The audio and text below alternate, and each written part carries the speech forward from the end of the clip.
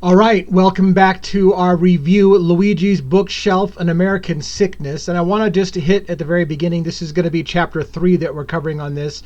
I want to hit again why we're doing this. And the reason being is that I'm not sure, for example, you sign up for this book series to listen to it because of the tie-in to Luigi Mangione, and that's great and fantastic. But of course, when you're reading a book that's not about Luigi Mangione, perhaps our audience might ask, why are we doing this again? And the reason being, I just wanted to hit at the top of this video again, is that and by the way, so let me give you a couple things here. First of all, the reason why we're doing this is because there was a recent documentary that painted the idea that it was by HBO or Investigation Discovery ID channel, that Luigi Mangione may have done, allegedly did what he was accused of doing, which is murdering Brian Thompson, the CEO of United Healthcare. But they wanted to get to the heart of why. What drove Luigi Mangione to murder Brian Thompson? Again, that special took the biased position that Luigi Mangione is already guilty of the crime of which he's been accused. However, of course, you all know that as of the time of this recording, this trial has not even begun. And in fact, Luigi Mangione is facing three cases in 3 different courts: the New York State Court, the Federal Court in New York, and Altoona, Pennsylvania. Recently, and this will be old news by the time you watch this video if you're getting to this months down the road, there was some new information in the case in Altoona, Pennsylvania. We've been covering that heavily on my lives, and so and those lives are recorded and uploaded to YouTube, so you can watch our discussion of all the breaking news on Devil's Advocate. So I encourage you, if you're not doing so already and you somehow stumbled upon this book series and you're interested in Luigi Mangione, possibly even also other cases that we cover, such as Brian Kohberger and the Idaho 4 murders, I encourage you to watch our other channels on YouTube. But the reason, again, I wanted to hit why we're doing American Sickness is so that you don't lose sight of why we're here. Is that special painted the idea that Luigi Mangione may have done these things, but that he may have felt justified, that there was this righteous indignation and anger toward the health insurance system in America, which has begun to abuse citizens and put profit over people, and that in the end, the health insurance industry itself is not innocent and has blood on their hands. So this idea that the media is trying to spin, for example, that Luigi Mangione gunned down an innocent man who really had no control over who gets denied health care, and therefore it was a senseless crime against somebody who didn't have it coming.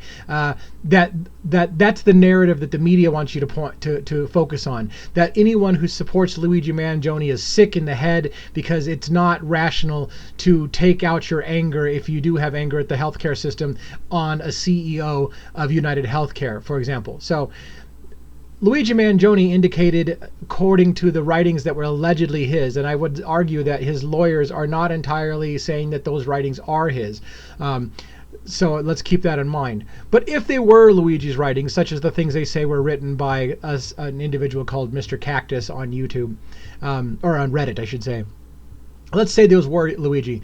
He pointed out that his grievances, if he has it, against corporate greed and specifically the health insurance industry, was something that he wasn't quite qualified to explain to people. So he thought in this series, and we've pointed this out earlier, that people who are better equipped to explain the problem with the American healthcare system is Elisabeth Rosenthal. He mentioned Rosenthal and Michael Moore's book, movie, presumptuously, Sicko.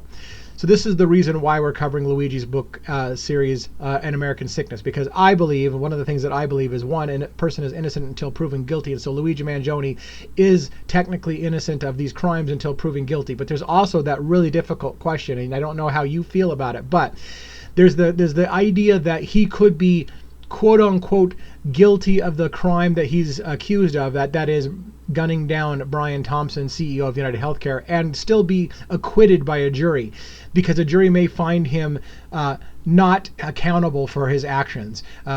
It's sometimes referred to as jury nullification, where a jury will say, yes, we believe that Luigi Mangione pulled the trigger, if that's what they ultimately conclude, but we don't believe that he is guilty of a crime because there was some kind of justification for it or some reason. Again, jurors don't have to give a reason why they render a not guilty verdict. They can just say not guilty. That is their right. They don't have to explain themselves to the judge.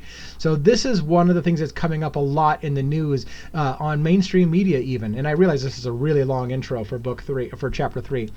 But mainstream media keeps talking also about jury nullification. Will New York, for example, be able to seat a jury in which somebody on that jury isn't going to persuade others on that jury? And I'm sorry for the dogs. I thought I had that under control, and apparently we're going to deal with that again tonight. But there's increasing talk about whether or not a jury can be seated that isn't going to basically say, yeah, Luigi did it and it's okay with us. You guys had it coming. This healthcare system is out of control.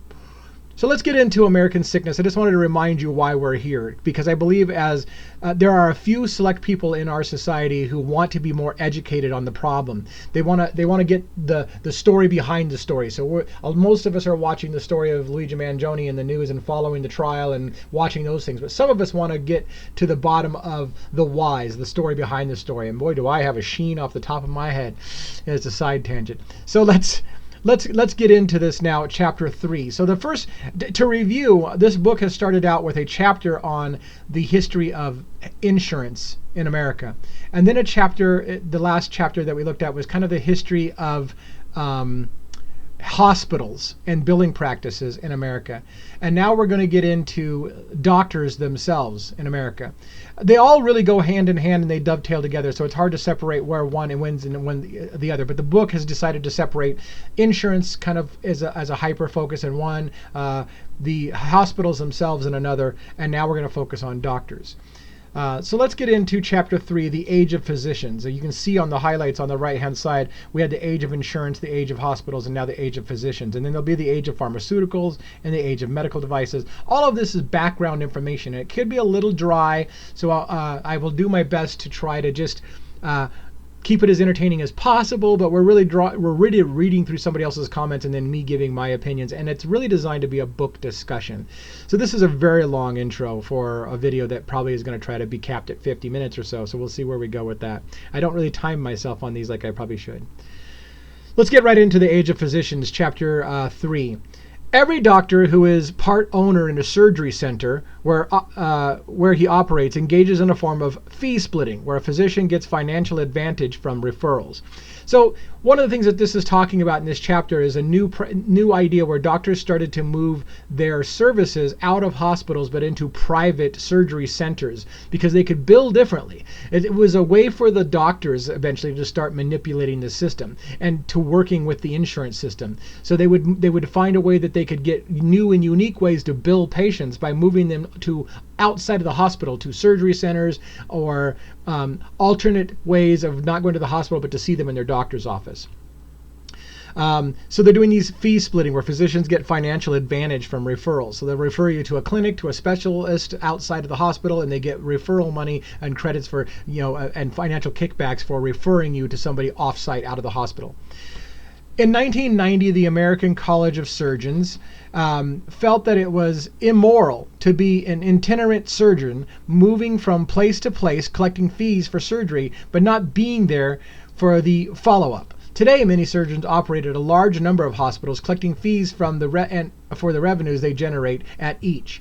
So this is one of the things I have seen personally as well. Doctors will travel around and be part of multiple locations, multiple hospitals, and they will be like, well, the doctor does his rounds at this hospital on Tuesdays, and then he'll do rounds at a different hospital on Wednesdays.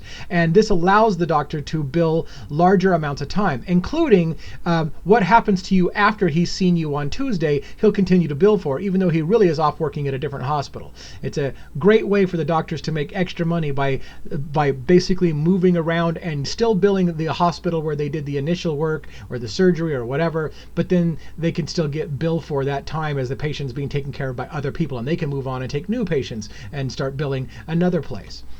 Through the 1960s and 1970s, it is said that physicians' fees should be commensurate with the services rendered and the patient's ability to pay. This was according to the American Medical Code. They had basically declared that we should cap spending on healthcare to what patients could pay. But this was this latter exhortation did not survive in the 1980s. In other words, there was this ideal that physicians' fees should be commensurate with the services that they gave and the patient's ability to pay, but that went out the window in the 1980s. Doctors make more in the United States than in other countries. This is something they repeat over and over again in this book.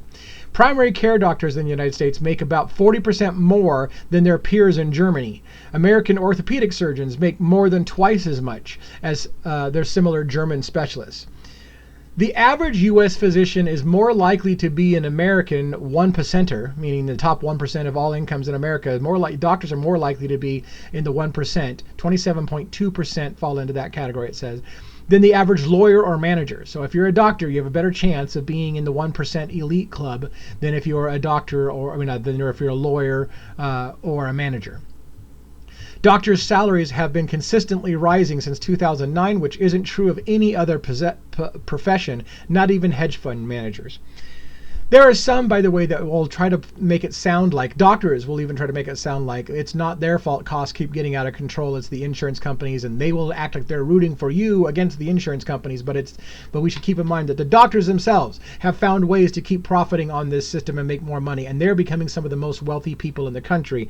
It used to be a good job to be a doctor. Now it's a fantastic job to be a doctor because of the money that doctors are making and the way that they're bilking the system and the way that they're able to double and triple bill, and all these tricks are making it really lucrative now to make that as a career choice. It's not a sacrifice on their part. It's a financial smart move to put you in the 1%, or at least give you a lot better shot of being in the 1%. Medical school is expensive and long, and generally 4 years after an undergraduate degree. It costs between $120,000 at a state school and $220,000 at a private university, including tuition and fees.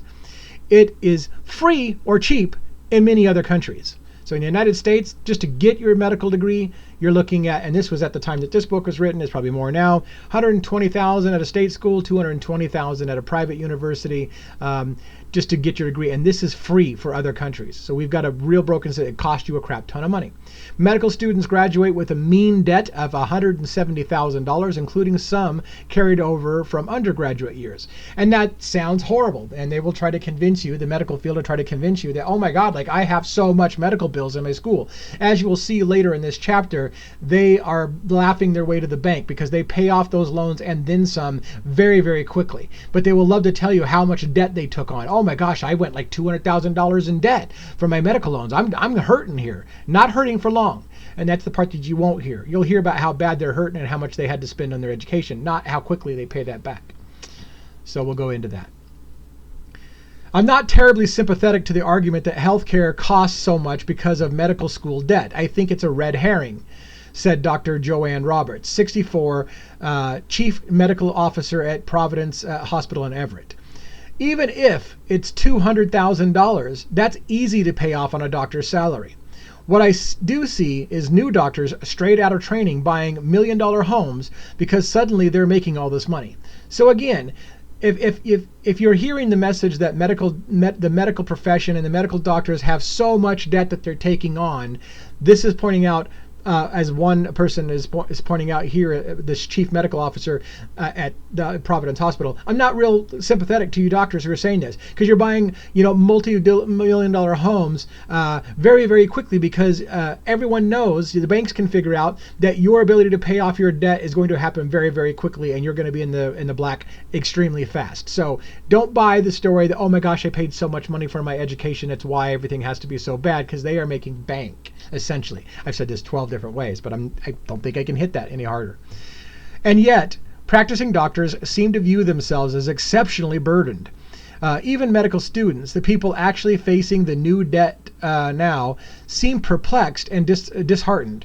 On rotations, I've sat and listened to dermatologists, plastic surgeons, orthopedic surgeons, neurologists, and oncologists all tell me that they don't make that much money, wrote one student from the University of California at San Francisco, one of America's most prestigious medical schools, speaking of her cognitive dissonance. There is a bizarre martyr complex that permeates medicine. People think that we're working harder and longer for less money than everyone else in America. And as this book will point out, that is not true. So what this person is trying to say is there's a mindset even amongst the people who are making bank off this system that they're still somehow being martyred, that they're putting in more hours than the rest of us, they work harder than the rest of us, and that when you boil down the real time that they spend in the hospital and doing their practice, they're really not making that much more money than you, which is not true. But it's what you keep hearing. I hear it all the time. And I just as a layman, I hear that all the time. You're like, well, you don't realize how many hours they put in, how much the doctor works. He hardly ever gets time for himself. But in the reality is they are making bank. They're paying off all their loans. They're buying multi-million-dollar homes. They're in the 1% of America's elite many times. And they're living the good life. And they're finding ways to spend less and less time at the office while continuing to make those salaries. And that should make people mad. And it does make people mad, I think. When I left medicine in the 1990s, doctors commonly complained that they made less per hour than plumbers. So this is this complex. If you factor in how many hours I work a week and how much I'm making less than a plumber, which, by the way, plumbers make pretty good money. Today, they seem more inclined to compare their negative compensation to that of sports stars like LeBron James and titans of commerce like Lloyd Blankman-Fried, I can't even say his name, CEO of Goldman Sachs. So the point being is that they used to complain that they weren't making as much as a plumber. Now they're complaining they're not making as much as a sports star, a top athlete, which is ridiculous. But they're still complaining, hey, I don't make as much money as LeBron James. I have it pretty bad. I can see why someone says, I don't have a lot of sympathy for that shit. But that's what they'll want you to do. They just, no matter what it is, if somebody's making more than them, then they've got it bad because, well, I don't make as much money as LeBron James. Anyways, I'm hitting that pretty hard. For the first half of the 20th century, American patients were mostly paying for doctor's visits out of their pockets. And so that noble tradition largely continued. This is why we have out-of-pocket, we have co-pays and stuff like that, because in the first half of the 20th century, Americans got used to the idea of paying for their doctor's visits out of their own pockets. In the years after World War II, more workers acquired insurance through their employers that covered hospitalizations and later physicians' visits. The trend accelerated dramatically with the increased popularity in the 1960s and 70s of Medicare Part B, the program that covers physician payments. Part A covered hospitalization at no cost, but Part B was an optional part that required paying a small premium. For a time, as with hospitals, those Part B insurance plans paid essentially whatever was asked, or nearly so, making the 1980s a golden age of physician payments, which is why some older doctors nostalgically hark back to that era. So in other words, Part A, Medicare, is covering your hospitalization. Part B was covering, it was an optional thing to help you cover your doctor's visits. And pretty much, they would always pay whatever the doctor billed, without question. So it was a great way for the doctors to make money, and that's the way that went. And now in the blue highlight here, employer-provided insurance plans produced significantly higher rate of growth, and Medicare blew the walls out, wrote Dr. Richard Patterson, a surgeon describing the gold rush. Doctors, he recalled, suddenly had the wherewithal to invest heavily in the stock market and shopping centers, to buy airplanes and island retreats. So again, while doctors and those in the medical profession are complaining about how they just can't make it, they're buying shopping centers and huge portfolios of stock investments, airplanes, island retreats, telling us that they just can't make it in America, that they're just not getting paid what they're worth. Usual and customary, which is a term you've probably heard if you've worked in the American medical system. We play usual and customary quickly became inflammatory. If only 5 doctors, inflationary. So the term usual and customary became an inflationary term. What was usual and customary kept getting worse and worse and worse, is what it's basically saying. If only 5 doctors in a zip code performed gallbladder surgery, usual was then defined as the mean charge of the 5 surgeons, and customary was defined as the level that insurance would typically reimburse, which is then about 75 to 90% of the bill. Since future payments depend on current charges, the incentive was for doctors to perpetually increase their rates. The 5 doctors would benefit, and they would all know each other. So in other words, the idea is that if we only got 5 people billing and all of you are raising your prices, and the usual cost of that surgery is based on what you 5 doctors are doing, and you keep all 5 getting together and raising your prices, you can justify how that's the usual price. That's what all 5 of us charge. So when it's a small little clique of doctors setting the prices, they just keep rising the prices and rising the prices. It becomes inflationary, as it says. And again, insurance companies would basically pay 75 to 95% or to 90% of whatever it is they build without question, because they don't know. They're like, well, you're telling us this is what it costs, so I guess how do we argue with that? By 2014, the usual and customary fee for gallbladder surgery in Queens, New York would cost $2,000. But 22 miles east in Nassau County, Long Island, where more doctors are in private practice, it was $25,000. Same exact surgery, gallbladder surgery, $2,000 in one place, 20 miles the other direction, where there's more private practice and therefore more doctors getting together and raising the prices of what that gallbladder costs. Now it's $25,000 for the same exact surgery.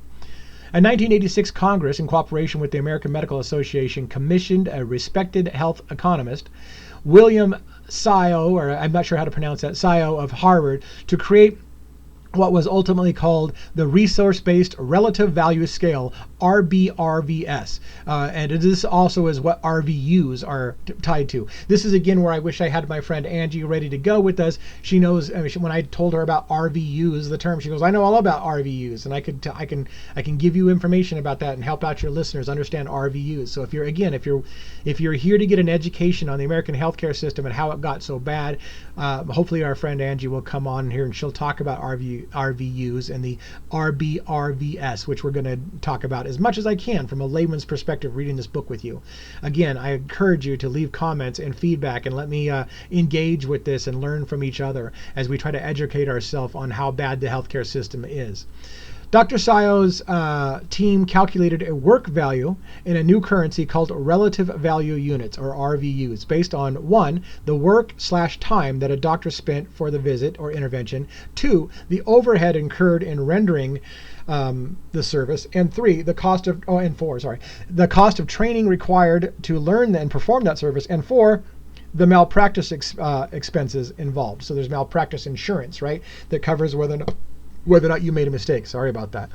And so those things all contributed to factoring this score that they wanted to create. This was this economist's idea, is to create a score that gave every doctor an RVU, a relative value score about how much their time is worth and whether they're giving people good value for their time. The RVU score was then multiplied by a conversion factor that was adjusted annually and varied slightly by location to determine a dollar payment. If that sounds very complex, it does sound very complex. I agree with you, and it's a system that can be easily abused because anything that's complex, people don't understand, and when they don't understand it, they just tell you, don't worry about it, pay the bill. It was an elegant but complicated algorithm, and it turned out one ripe for manipulation. Here's the common theme you'll always see from the health insurance industry, the health care industry, everything about our medical system in America is every single time they pass a law, this is the message I want you to get across. Every single time Congress or somebody tries to pass a law to curb the exploding healthcare costs and corruption in the system, they find a new way to make more money off of the law that was designed to inhibit them. They just find ways around it. They're very, very good at finding new ways to make more money, even when everything is being shown that we're trying to curtail this problem, to put a cap on this problem in America. According to the Medical Group Management Association, median physician income for all primary care doctors increased by 9.9% from 2000 to 2004, compared with a 15.8% increase for all non-primary care specialists. Median income for hematologists and oncologists increased 35.6% to $350,000, and a median income for diagnosis radiologists increased 36.2% to $407,000. Average real income for all Americans dropped 3% during that time. So you have major fields in the medical profession that are gaining by 20, 30, 40% every year, while the average American's income is dropping by 3% during the same time. And still, the health profession will complain that they're just not getting paid enough. It's not getting paid enough, man. While the rest of us all go down the shitter, and they continue to make more and more and more. I don't know how to beat that harder. I'm going to beat that drum all day long.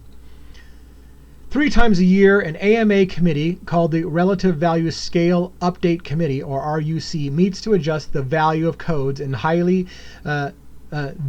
vituperative meeting. Wow, that's a big word. I didn't even know that one. Vituperative. And I have a pretty good vocabulary.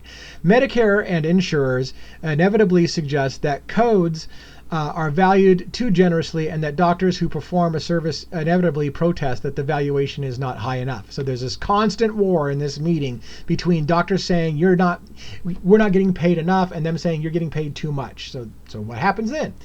Allowing the AMA to determine a doctor's payment is akin to letting an American Petroleum Institute decide what BP and Shell and ExxonMobil can charge us, not just for gas, but somehow for wind and solar power as well.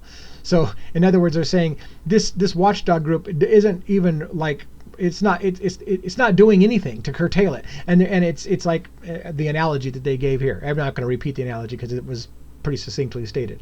Researchers have determined that the all-important time component assigned to procedures is often wildly inaccurate.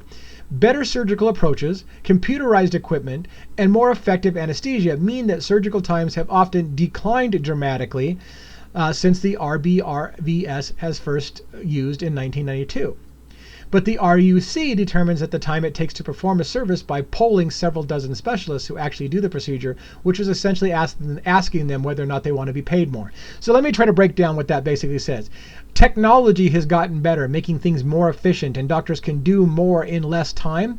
And since this system was based on a how much time did it take you to do it, they were losing money, or they were potentially going to lose money, because by having things get easier to do, they were losing money, because a factor of them making money was how long did it take you to do it. Does that all make sense? Yes. So what they're saying is that basically this system was facing problems because the industry was finding ways to become more efficient, but that means doctors are making less, and they couldn't handle that.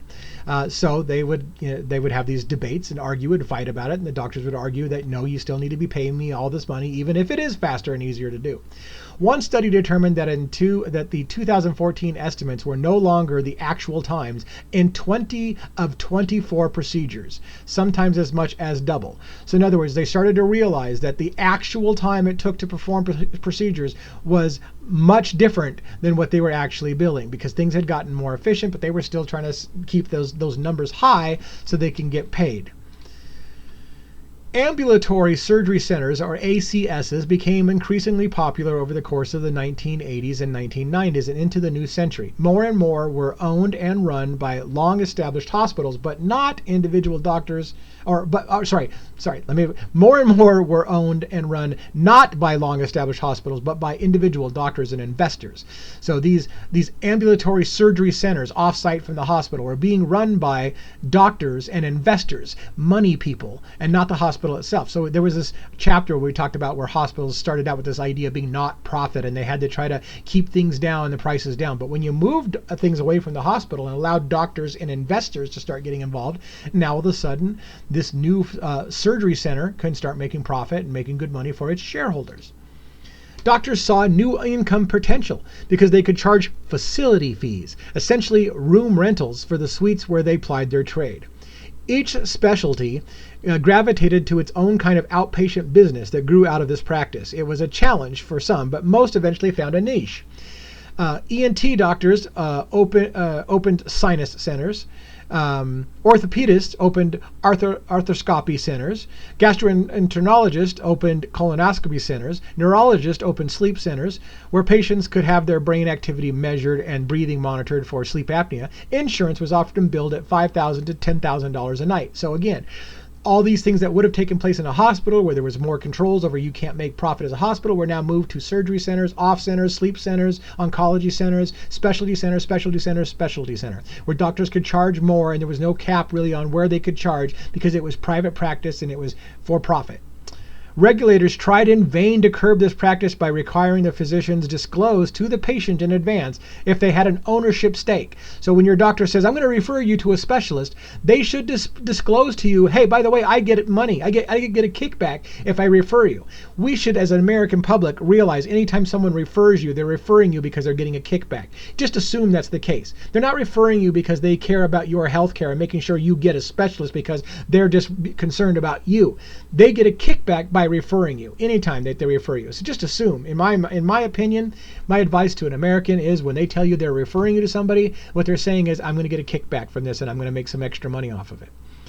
But those disclosures typically came in a pile of other paperwork to sign in the minutes before heading into a procedure room when patients had no option to leave. In other words, they were supposed to disclose when they make money off of referring you, but it's paperwork thrown in your face. Hey, you need to sign this real quick. You're going into this thing. There's going to be some off-patient stuff. You're going to do some stuff somewhere else. Sign it real quick. You're done. You don't think about it, and you're basically maybe you're being told that they make a kickback off of that, but who reads all the fine print? In America, we have a horrendous, and I do it too.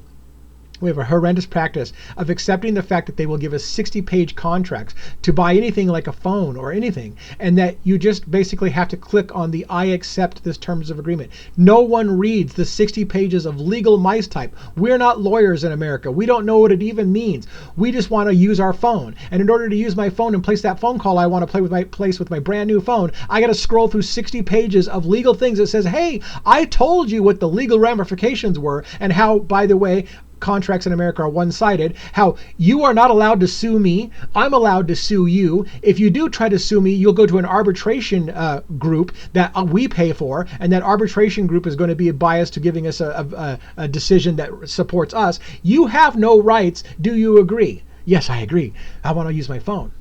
And we just accept that because no one's going to not use their phone.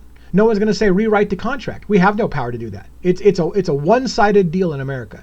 Sign this 60-page contract of mice print, or you don't get to use your iPhone. Which one is it do you want?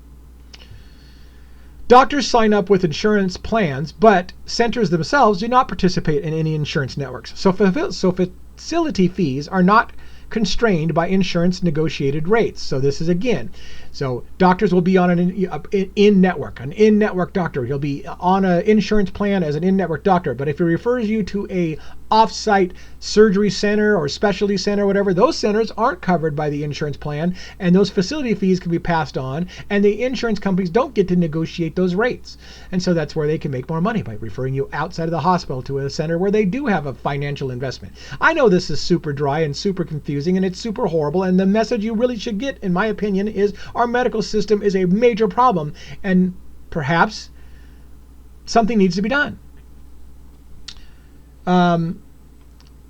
So they continue on. That allows them to bill $40,000 to $50,000 for what Dr. Zapp called a simple surgery, like a bunion removal, when the standard office fee would have been $3,000 to $4,000. So now by referring you off-site to get something done that they could have done in the hospital for $3,000 or $4,000, which probably was inflated in the first place, now they can charge you like $30,000, $40,000 for the same thing. And insurance companies don't really have any power to negotiate that rate.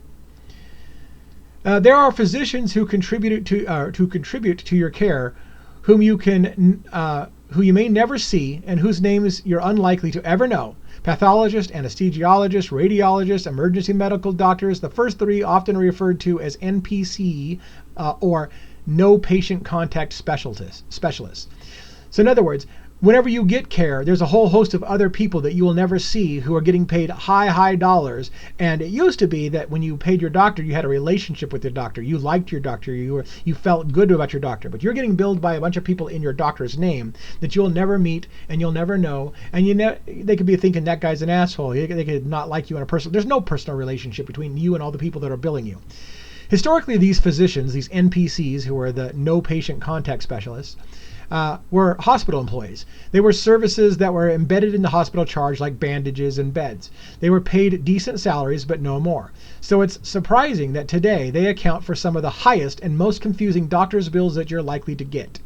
So this practice has continued to evolve. Again, the message that is clear all through this book is that every single time something is done to try to curb the waste and the bloating and the abuses against people, they just find a new way to make it more profitable for them.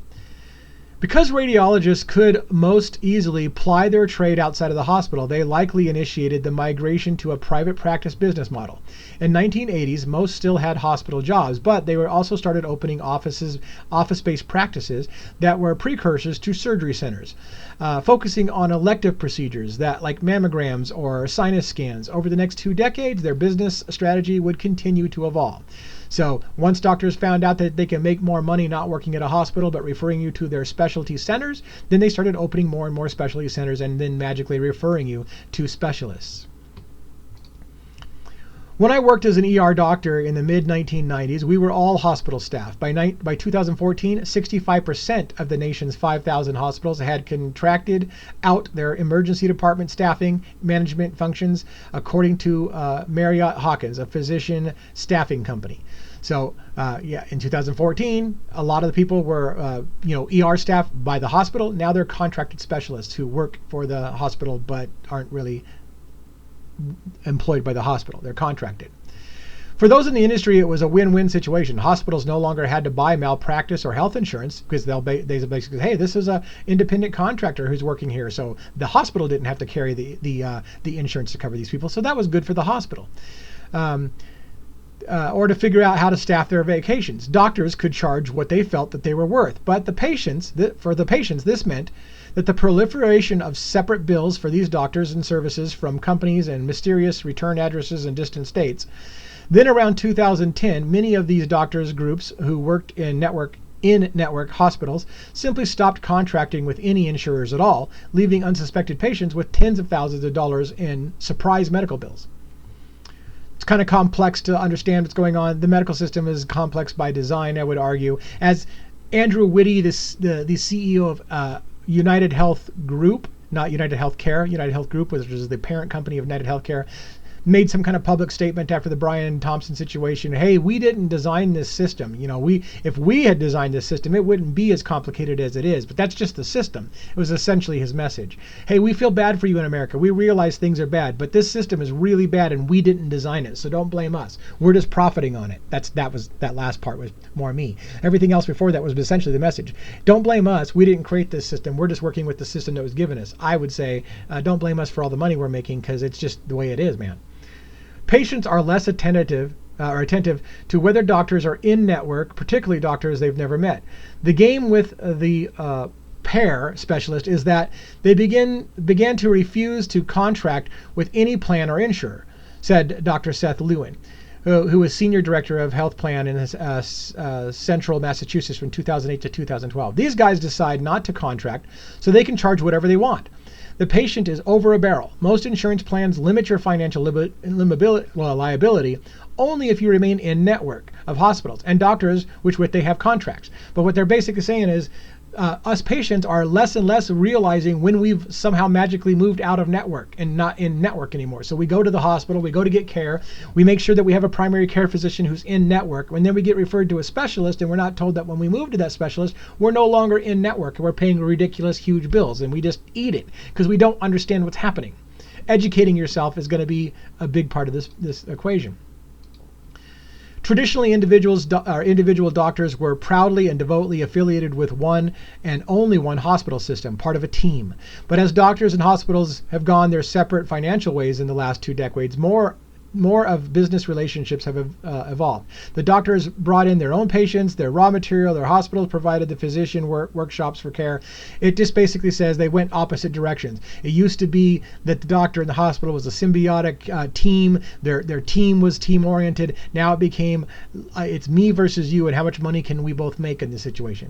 In 1986, a statute called the Emergency Medical Treatment and Labor Act, or EMTALA, was designed to force hospitals to remember their long-standing obligation in an era of more commercialized healthcare. All patients who turned up at the emergency room had to be treated, regardless of their ability to pay. So once again, the government steps in and tries to make a law that says you need to stop this shit. If people come into the emergency room, you have to treat them. You can't ask if they have insurance. You can't ask this or that. You need to treat all people fairly and give them treatment. You can figure out the money thing later. Hospitals couldn't turn away sick patients or a pregnant woman who were poor. But EMTALA doesn't apply to physicians who are free to pick and choose which patients they accept.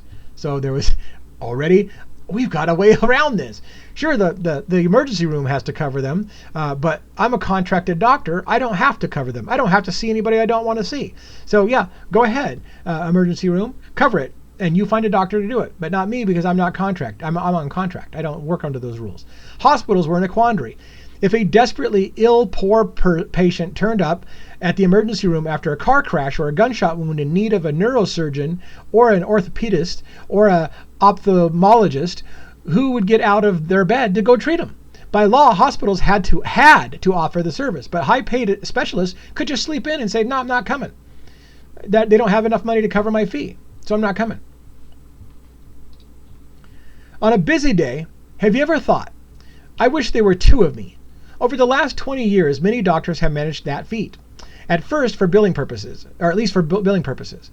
They do it with the physician extenders. Physician extender is an umbrella term that refers to the trained ancillary personnel who help doctors and surgeons care for patients, including nurse practitioners, surgical technicians, physician assistants, midwives, and in many countries, they practice independently. But in most of the United States, according to the law, they typically work under the auspice of the MD, or the medical doctor. So the medical doctor gets to bill you with his extenders, people who do a bunch of work for you, nurses and care professionals who will see you after the doctor has walked away and is starting to make money somewhere else, but you're still getting paid for that doctor's time, even though it's his extenders, those people who are just working in his name. You'll get the doctor's bill from your doctor as if he did all that work, but it was really his extenders, his people who are working for him while he gets to go somewhere else and make more profit.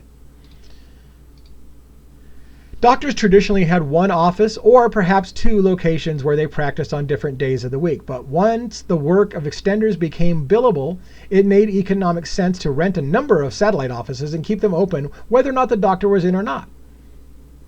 And it's hard to explain or understand even how that works, but if you keep your doctor's office open all week long, but you're only really going to go visit your office one day a week, you can still somehow through extenders charge people for your doctor's time at those facilities even when you're not there and you're in another facility making money. Much of today's practice is about monitoring patients during day surgery or procedures like endoscopy, which requires only light sedation and which in other countries isn't done by an anesthesiologist at all. Much of the work done by extenders, called nurse anesthesists, is so routine that anesthesia personnel read magazines or check email in the OR. For the past 20 years, anesthesiologists and nurse anesthetists have been haggling over how to divide up the money that flows in. So they get to just basically say, I'm hanging around, I'm not really doing anything, I don't really need to keep my eyes on this all the time, but I'm going to read a magazine, hang out, check my stock portfolio, all those things, and you're going to pay me a lot of money because I'm just here on site. It's more and you could almost make the argument for it. If something goes wrong, at least they're there. But they could do this, and they can do this for many people. They can have surgeries going on in several different rooms and getting you billed for several different people, and their hourly wage goes through the roof because they're getting paid for 3 different people while they sit in the OR and read a magazine. I so apologize for how dry some of this is, and I realize I'm not the one who's making it super exciting, but keep in mind why we're doing this. We're trying to educate ourselves. So if you stay with us, fantastic. Good for you that you want to educate yourself and try to find a way to fight back against this system in ways that we can legally do so. And so I hope you stay with me, and I hope you'll give it a ride.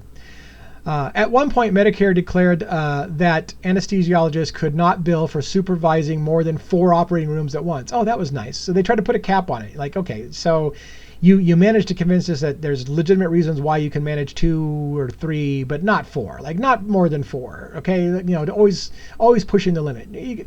Somewhere we have to draw the line that you can't spread yourself so thin. Such business models have made anesthesiologists some of the best compensated doctors in American medicine. Through their training, it is not terribly difficult. Though their training is not terribly difficult, it galls others in the hospitals. As one wrote to me, the ability of an anesthesiologist to monitor, quote unquote, monitor multiple patients and bill for this monitoring while sitting in the lounge monitoring their portfolios is damaging to our society. To pay a nurse nearly $150,000 and the ghost doctor another $500,000 to do the same task is an example of how the medical community is pilfering. And yes, it is horrible. Let's keep moving along. I hear people ask, how can I do that? The doctor never saw the patient, never had an interaction with the patient, and yet I can still bill for the service under that physician. So you don't even see your doctor, but you're getting billed by the doctor by a bunch of people who worked on you on behalf of the doctor, and you're getting billed by a doctor you never saw. And people are like, how's that happen? According to this article, under many private payers, it's not fraud. At the 2014 meeting of American Association for Thoracic Surgery, Dr. Keenan Yount presented a review of cases showing that one cardiothoracic surgeon could run surgery in 2 operating rooms simultaneously without harm to the patient. The results imply The ability of having one attending surgeon for every operating room is too narrow. In other words, they managed to convince people through this that a doctor can be in multiple ORs at the same exact time and getting billed for multiple surgeries that are happening concurrently at the same time, because you really don't need the doctor in the operating room the entire time. So he can be doing OR surgeries in multiple rooms. And somebody will probably come along and try to put a cap on it. How many operating rooms can you juggle at one time and still get paid the same as if you're in all three all the time?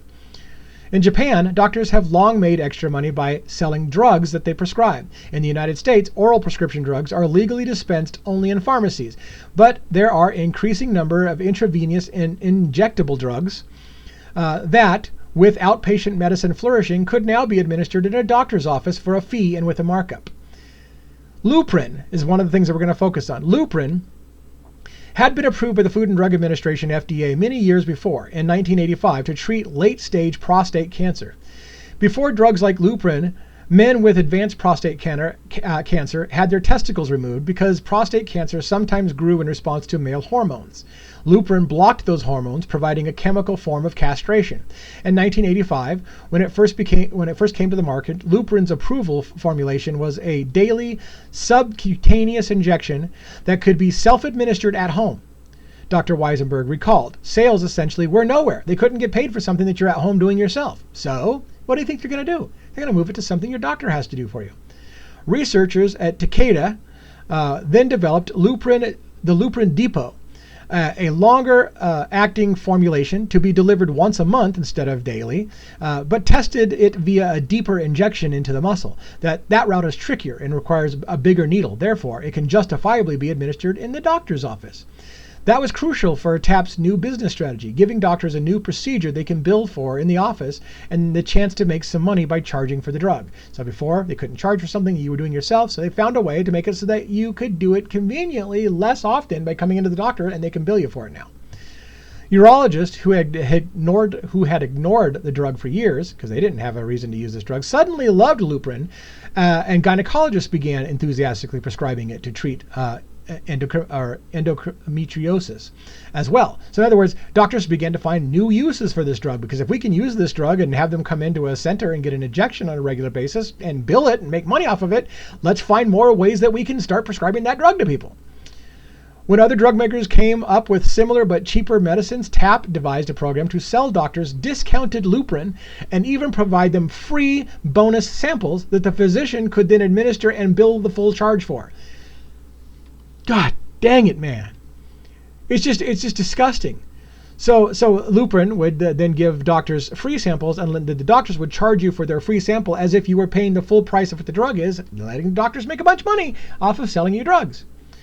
The company sent doctors promotional material called the Luprin Checkbook, which calculated how many vials a urologist had to prescribe in order to earn as much money as performing the surgical castration themselves. So in other words, they would actually say, hey, if you sell X number of vials of this drug to somebody, you'll get as much money as if you had done the surgery. So they're like, oh, fantastic, I'll do that. Dr. Weisberg raised concerns. He was fired and later labeled a disgruntled employee. Thousands of physicians were involved. If it was a kickback scheme, and there was huge rewards, Dr. Weisberg said, noting that within the company, executives referred to physicians as drug whores. Some were making hundreds of thousands a year just from prescribing and administering Luprin. So somebody blew the whistle on this and said this is fraud. They fired him. After years of investigations and lawsuits prompted by a whistleblower, TAP pleaded guilty finally to a nationwide conspiracy surrounding Luprin sales. It paid $885 million in restitution, fees, and interest. By the way, do you think that money that was paid went to the people that got ripped off for the surgeries? No.